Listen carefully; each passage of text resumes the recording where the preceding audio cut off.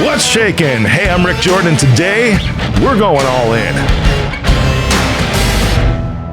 Are you triggered? You know what? Maybe you're not today, but I know you have been. I know things have been in a situation, in an argument, in a conversation. It's like, oh, there it is. It's part of life. And I want you to understand today that it's okay to be triggered. It absolutely is okay to be triggered. Because there are things that are triggering in this world that we live in. You know, anger is actually a healthy emotion when it's directed in the right way. You know, because it can actually be, you can be mad, you can be sad when you're triggered, but there's certain things that I'm going to say today that you shouldn't be. And it's not taking away from your emotions, because your emotions are valid. I need you to know that your emotions are valid. Whatever you feel is just what you're feeling. It could be based on something that's not reality. That's possible. And at the same time, your feelings are your feelings because you are you. So you need to understand that it's okay to be triggered because things can hurt. You can be mad and you can be sad, but there's still some things that you should not do. So this episode is a little bit about emotional maturity today. Because when you're mad, when you're sad, when you're triggered, probably the worst of us comes out. It does. I know it does in me. You know, and you start to say things, you start to do things, and you start to just, some people like black out, other people will just literally like go, you know, just in the wrong way. I mean, it's okay to take space, but at the same time, just completely getting out of an area, you know, without any kind of communication about a return or something like that, that's not good. That's not healthy.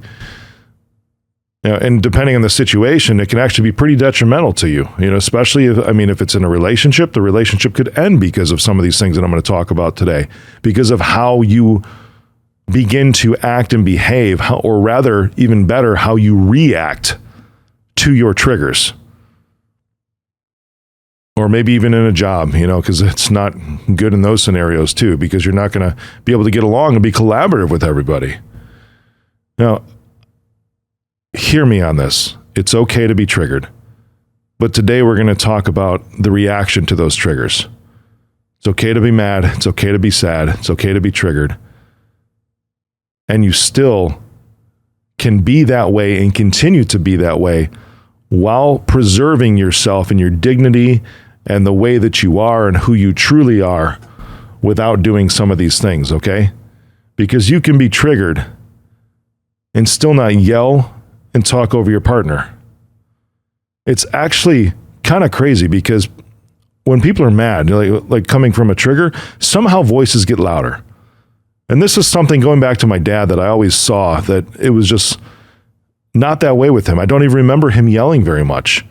And that's the same with me. I have not historically yelled much at all in any kind of an argument, you know, unless I just get over the edge and I kind of lose my grip on where I'm at in the moment. And again, I don't ever see that even in me as an appropriate reaction to what's going on. Because how can you do that? That's nothing but escalation in that. I mean, because then people try to be louder than the other, you interrupt each other, nothing ever happens. You can be triggered and still not yell or talk over your partner. You can also be triggered and still not call them names or attack their character. I just did an episode a little bit ago within the past couple weeks on, you know, signs of a toxic relationship. And that was one of them, was character assassination. You should go back and listen to that episode after you've heard all these things today. But calling somebody names or attacking their character, maybe you're on the receiving, maybe you're doing that, right? That is one of the most disrespectful things you could possibly do to another human being. Because names are just names. It's not labeling how they're acting, right? But when you do that, when you call them names and attack their character, that's actually them themselves, not the act of what they're doing, because they could be doing something that is very, very hurtful. And that's what caused you to be triggered. At the same time, when you start to fire back, focus on the situation and their actions and their behaviors, not the actual person. Because you can be triggered and still not call them names or attack their character. Another thing to not do when you're triggered is bringing up the past as ammunition. This is something that's actually easy to do because, I mean, you talk about forgiveness, right? And forgiveness is moving on, right? Some people say forgive and forget. I'm sure you've heard that phrase. let's be real. You really don't ever forget. But you can take those learnings and you can actually let it go, because you're not, what forgiveness means is you're not holding it against them. It still happened. All it means when you forgive, and this is powerful, hear this. When you forgive, it means the past does not apply to the present or the future. Real forgiveness is when the past does not apply to the present or the future. When somebody says, I'm going to do better, we talked about that in that same episode a while back. This is almost like a sequel, it seems, is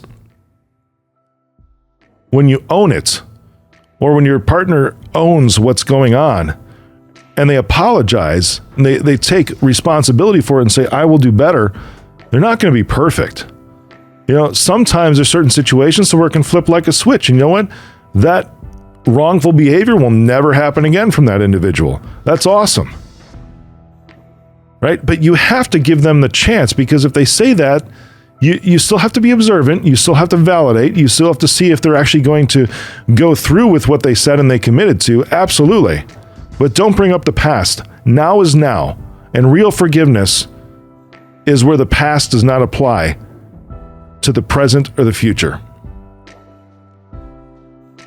The last one, and this is a big one, because sometimes it feels good to vent. I mean, if you have a safe person or two, that's not what I'm talking about when I say this one, because you can be triggered and still not gossip about them to friends or family, so that for one specific reason, that those friends or family take your side on this. I actually pray that you have real friends, that if you do talk to those safe people, which are hopefully real friends of yours, that they'll actually call you on your bullshit also. So if they say, you know what, I can maybe see his point, or I could kind of see her perspective on this. That's not really what you're doing it. But if you get triggered in that moment at your safe friend calling you out on something like that and saying, you know, I really can see the other side, I think that's just a blatant red light for you that there might be something up with you or even your trigger, which focuses back on you. And you know what? It never feels good. It absolutely never feels good. But it's real. Because maybe there's one thing that you could alter in the way that you take things, or maybe that you perceive things, that can make all the difference in the world. It's okay to be triggered. And there's certain ways that you can react and still retain your dignity, your self-worth, and your esteem.